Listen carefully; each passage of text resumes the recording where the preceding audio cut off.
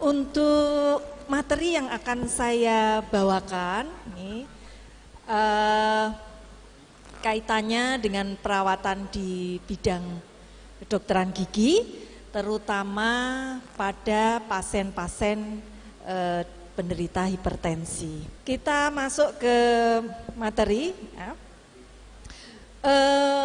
Beberapa dari pembicara saya ikut mendengarkan sudah membawakan tentang hipertensi, apa itu hipertensi, ya, yang biasa memang adalah hipertensi arteri, banyakan. Nah ini sekarang manifestasinya yang banyak di rongga mulut, terutama kemudian menjadi faktor pencetus. Harapan saya banyak asisten dokter gigi, ya, perawat gigi maupun dari Poltekkes maupun dari UGM bisa hadir di sini, ya, sehingga bisa memberi asistensi asuhan keperawatan gigi, ataupun jika itu bukan dokter gigi, kemudian bisa mempunyai wacana manifestasi oral yang ada pada pasien penderita hipertensi dan apa yang harus dilakukan dan itu sebenarnya karena apa, sehingga kita bisa punya wawasan yang lebih luas. Ya, ini adalah pasien saya. Kebetulan banyak sekali kasus-kasus lansia dengan menderita hipertensi. Nah, tapi menuju ke arah belakang, ternyata orang-orang muda yang saya tangani itu setelah diperiksa tensinya, itu dia kaget juga, loh kok tensi saya tinggi ya, ternyata dokter nggak percaya. Nah berarti masnya ini menderita hipertensi, harus hati-hati. Nah mungkin dengan lifestyle yang sekarang inilah yang kemudian bisa menjawab kenapa itu terjadi.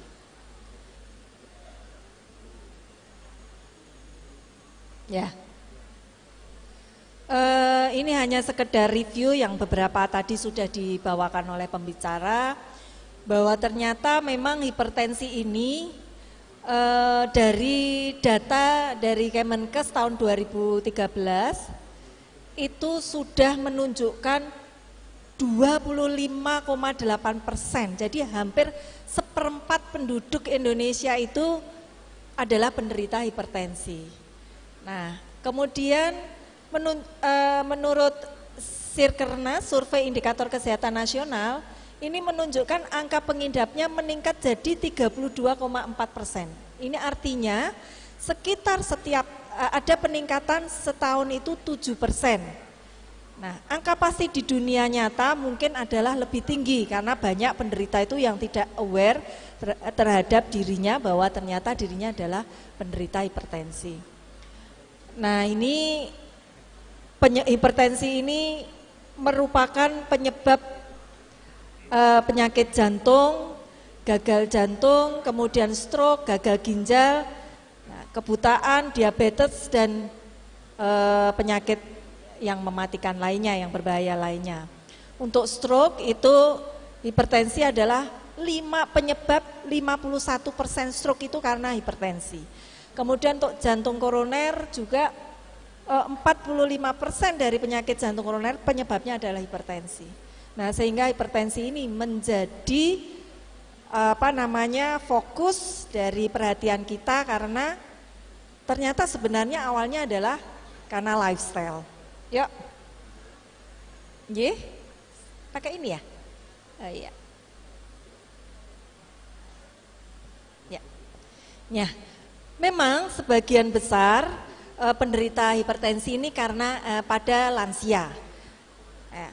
Lansia ini kenapa? Karena lansia ini memang terjadi proses degenerasi dari fungsi organ. Nah, termasuk adalah kemudian manifestasinya adalah hipertensi. Nah, jika ada penyakit sistemik itu jelas kesehatan mulut itu akan berpengaruh sehingga masuklah di sini perawatan giginya. Nah, untuk merawat gigi pada penderita hipertensi itu kita harus fokus pada 3 ini, ya, yaitu oral complication, apa yang terjadi di dalam mulut, ya. Kemudian setelah kita menentukan apa yang terjadi di dalam mulut, kita menentukan dental treatmentnya yang harus dilakukan. Kemudian yang terakhir adalah apakah ada pelayanan-pelayanan yang sifatnya bersifat emergensi atau segera dilakukan. Ya. Nah, kita tahu bahwa ternyata 1 dari 3 penderita hipertensi itu tidak terdiagnosa. Lebih dari penderita hipertensi, lebih dari 70%-nya itu sadar bahwa dirinya ini hipertensi. Tetapi dari 70% ini yang merawat dirinya secara rutin, minum obat, secara rutin kontrol, memeriksakan ke dokter penyakit dalam, ke dokter gigi, itu hanya 23-40%-nya. Jadi hanya separuh dari 70% penderita hipertensi.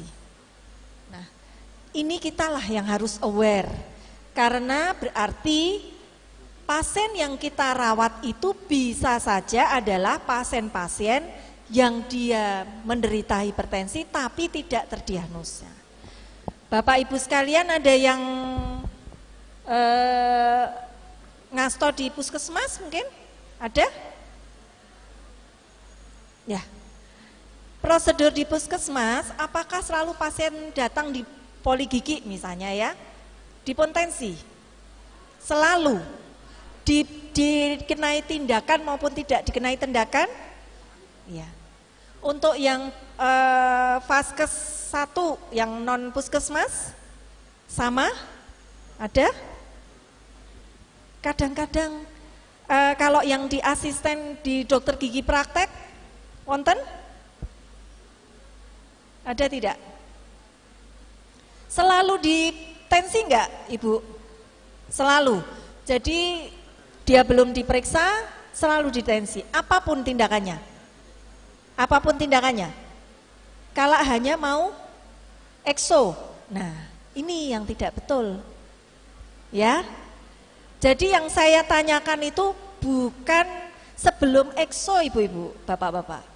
Apakah pasien yang datang ke klinik, ke puskesmas, ke rumah sakit, ke vaskes 1 selalu ditensi dulu sebelum ada tindakan pemeriksaan? Sepertinya tidak semua ya. Padahal itu syarat di akreditasi. Sekarang PPK 1 sepertinya sudah ada, nanti akan ada syarat akreditasi juga seperti halnya rumah sakit, dan salah satunya adalah vital sign, pemeriksaan di awal. Terus terang saya amati, bahkan perawat saya saja, kalau kadang-kadang kalau tidak dielingke, ini mungkin ada perawat saya yang ikut, itu tidak secara otomatis pasien datang ini dilakukan anamnesa, kemudian diperiksa vital sign. Kenapa? Pasiennya banyak banget, Dok, nggak sempat. Padahal sebenarnya ini merupakan penelusuran ya, supaya kita ini tahu data-data untuk menunjang tegaknya suatu diagnosa, sehingga bisa membuat treatment planningnya itu tepat, gitu ya. Nah, ini yang kemudian harus kita waspadai. Baru saja ada kejadian dokter gigi jabut pasien dan meninggal, padahal masih muda. Tidak menyangka bahwa pasien ini adalah penderita hipertensi, karena paradigmanya penderita hipertensi saat ini di Indonesia itu masih orang yang sudah sepuh. Padahal kalau menurut ceritanya Pak Tony tadi, karena lifestyle, pola makan yang tidak benar, tidak pernah mau bergerak karena ada GoFood, Grab segala macam, sehingga aktivitas fisik tidak banyak, membuat resiko hipertensi ini menjadi semakin meningkat. Nah, maaf, ini belum, ya. Sehingga pasien-pasien hipertensi ini mempunyai resiko tinggi terhadap pemakaian prostodontic treatment. Nah, baru. Terus bagaimana dong, masa pasien dibiarin ompong, kan gitu kan? Kadang-kadang juga kan masyarakat, karena masyarakat Indonesia ini belum begitu aware terhadap kesehatan, bahkan bikinnya prostodontik alat-alat gigi palsu ini ke kortugi, tukang gigi, yang dia datang naik sepeda ya, kemudian dilihat, wah niki pun ajeng gamel gigi, pon riki lenggah riki dibikinkan pakai self curing ya, entah itu pinggirnya tajam atau apa bahannya iritatif terhadap jaringan lunak apa tidak, kita tidak tahu, langsung saja dibikinkan. Nah seperti itu, kemudian manifestasinya iritasi kronis, infeksi, ya bahkan mungkin infeksinya, vokal infeksinya dari situ, tapi dia munculnya manifestasinya di otak bisa, di jantung bisa, kemudian di kulit, ya ada infeksi, mungkin dia penderita diabetes sehingga semakin bertambah parah seperti itu. Nah ini bisa menjadi masuknya kuman sehingga manifestasinya adalah septisemia. Nah, kenapa bisa menjadi septisemia? Ya, karena ya rongga mulut ini penuh dengan bakteri. Penuh dengan bakteri. Dia merupakan tempat yang sangat pas untuk bakteri ini. Nah, sehingga bakteri ini di dalam rongga mulut ini kalau diperiksa itu jutaan jumlahnya. Ya. Makanya kenapa kita harus menjaga supaya rongga mulut ini tetap dalam keadaan bersih dan sehat. Kenapa? Karena di sini ini kumannya banyak banget. Ya, yang kuman patogen maupun yang non patogen, yang bermanfaat maupun yang enggak bermanfaat, banyak banget di sini. Nah, sehingga jika ini tidak dijaga, ini merupakan potensiali bakteri bisa masuk ke pembuluh darah lewat jaringan lunak. Nah, ini saya juga enggak tahu ini benar apa enggak ibu-ibu ya. Ada lidahnya bentuknya kayak kodok ini. Nah, sehingga jika kita akan merawat pasien hipertensi untuk menggunakan gigi palsu, ini harus cermat. Kita harus tahu, ibu, bapak, sejak kapan menderita hipertensinya. Nah, kalau sudah menderita hipertensi, dirawat menapa mboten? Ditanya seperti itu. Obatnya apa? Ya, ditanya sampai obatnya. Kadang-kadang kan ibu hipertensi napa mboten, bapak hipertensi napa mboten? Hipertensi, nggih pun. Nah, terus ditensi. Wah, niki tensine tinggi, mboten saged cabut kondur mawon. Nah, kan hanya seperti itu nggih. Hanya seperti itu kita menanyakan. Ternyata tidak. Karena kita harus tahu obat-obatan yang pernah diminum itu apa. Nggih. Kemudian pernah menderita penyakit di dalam oral ini, di dalam mulut ini apa riwayatnya? Saya itu sering Dok, sering sariawan. Pecah-pecah niki nggih ngelek lara banget. Nah, niki Bu, kalau sebelum ketemu dokter kan mesti ketemu asisten dulu. Bu, ini saya sudah kalau makan nggak enak, ngunyah nggak enak, makan nggak ada rasanya, makanya saya kasih garam banyak, wah saya semakin parah, ya.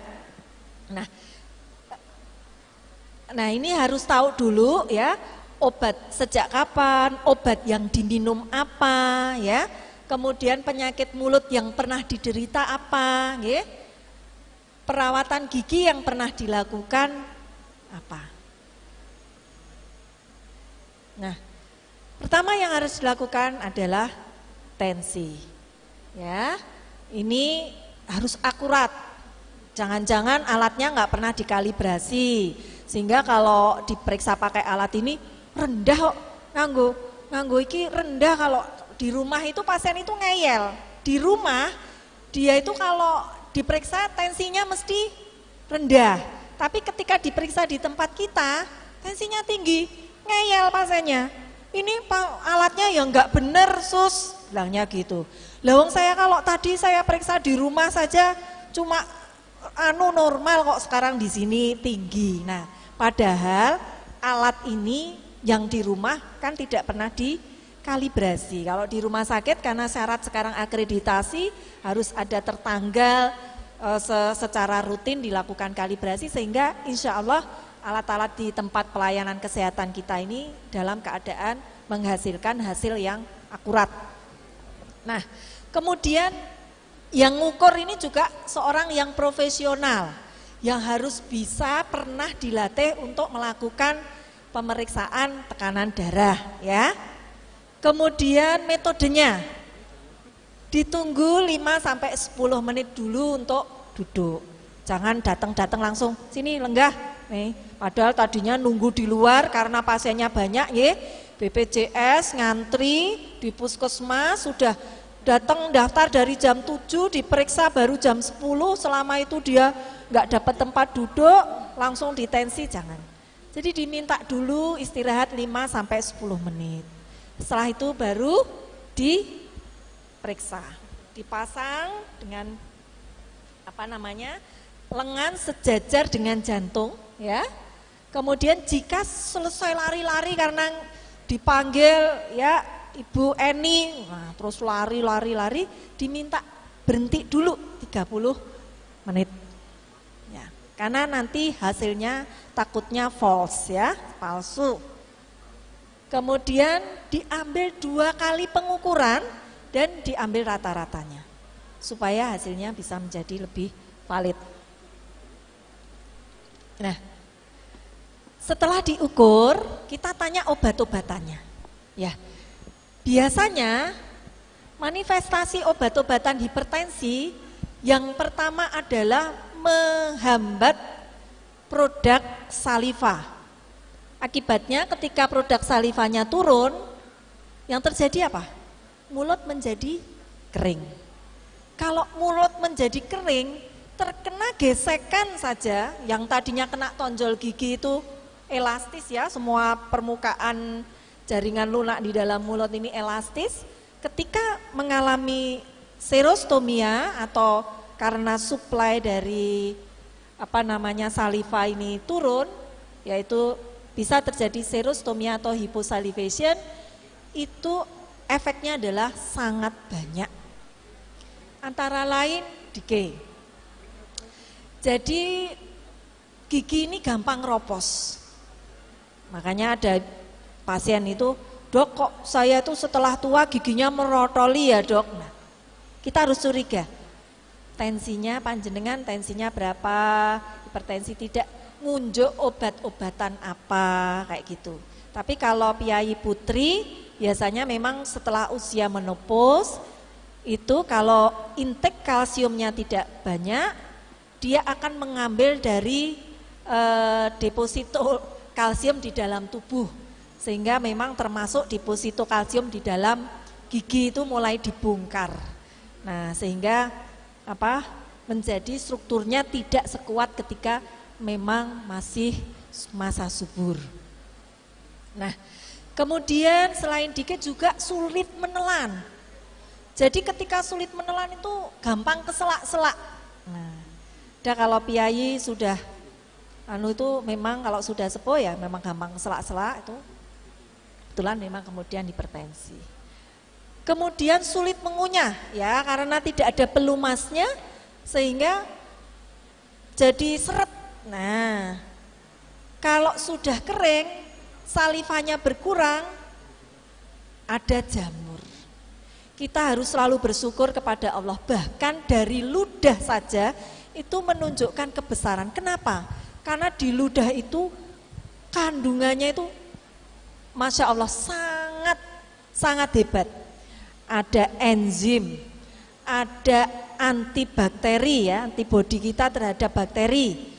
Ada growth factor. Jadi makanya kalau kita luka, zaman kecil dulu, nggak tahu kalau anak muda zaman sekarang ya, Mas Radit, itu kalau kita luka, kita ambil itu terus digosek-gosek gini.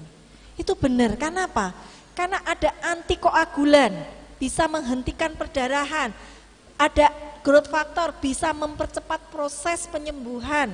Nah, kemarin saya ke dokter kulit karena ada alergi, ke Profesor Widodo, instruksinya lucu obatnya.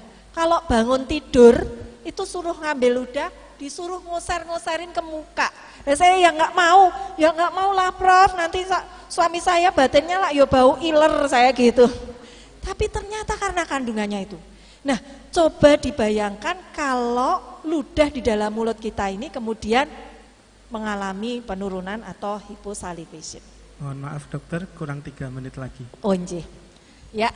Kemudian lichen planus. Lichen planus itu manifestasinya adalah warna keputih-putihan di dalam mulut. Nah, kita harus curiga ya kalau kita dapati pasien kita tadi xerostomia, hyposalivation, sekarang lichen planus. Ini biasanya lesi putih pada mukosa bukal bilateral ya, kanan kiri, posterior, di daerah posterior. Ini biasanya karena minum captopril. Ini kalau captoprilnya dihilangkan, dihentikan, hilang dia. Cuma ya apa kemudian seperti itu ya kan? Nah, nanti kalau nggak minum captopril, tekanan darahnya yang. Nah, ini mungkin bisa memberi masukan ke dokter penyakit dalam atau dokter keluarganya untuk kemudian mengganti antihipertensi yang lain selain captopril, karena kalau manifestasi lichen planus di seluruh oral menjadi sangat tidak nyaman karena rasanya perih. Itu ya. Nah, kemudian yang banyak juga hiperplasi gingiva. Gingivanya jendol-jendol. Nah, ini seperti ini nih. Ini sakit ya. Kemudian gampang berdarah. Ini bukan karena karang gigi. Diingat ya. Jadi jangan di scaling. Kalau di scaling bleeding tidak berhenti. Ini seperti ini, ya. Ini sulit mengunyah karena apa? Lama-lama giginya menjadi goyang. Ini biasanya karena nifedipin, obat-obat antihipertensi lagi. Nah, manifestasi oral hipertensi, nih ya, saya buat summary ya. Periodontitis, gigi untuk ngunyah itu sakit dok, sakit semua. Nah, kemudian ada proses delay dari jika dioperasi itu lambat penyembuhannya. Jadi kalau kita mau operasi pasien-pasien hipertensi, kita harus menambahkan suplemen untuk bisa menunjang proses penyembuhannya. Karena ada resiko delay post op wound healing. Kemudian gingival bleeding, nih ya, bisa bleedingnya itu seluruh regio. Nah, ini harus perhatian kalau seperti ini, itu bukan gingivitis ya Bapak Ibu sekalian. Kemudian hyposalivation, yaitu pengurangan dari saliva.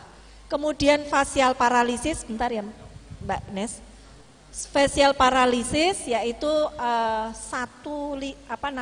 lumpuh sebelah dari nervus facial.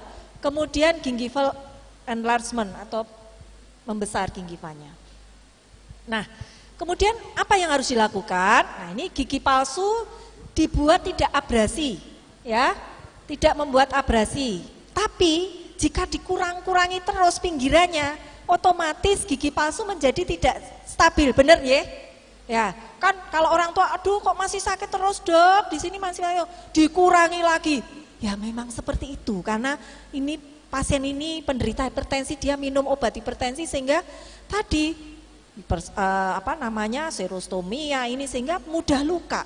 Kita kurangi lagi, akhirnya ketika dikurangi terus giginya menjadi tidak stabil. Ya resikonya memang seperti itu, sehingga harus ditambahi dengan bahan adhesif, ya, atau menggunakan saliva buatan. Saya di Indonesia nggak tahu saya saliva buatan ada apa enggak. Dan saya dokter waktu habis. Ya, yang berikutnya terakhir adalah menjaga kesehatan secara berkala, harus kita sarankan untuk diperiksa. Kemudian gigi palsunya harus dijaga supaya bersih. Ya, saya kira cukup sekian. waktu saya kembalikan kepada Mas Radit. Wassalamualaikum warahmatullahi wabarakatuh.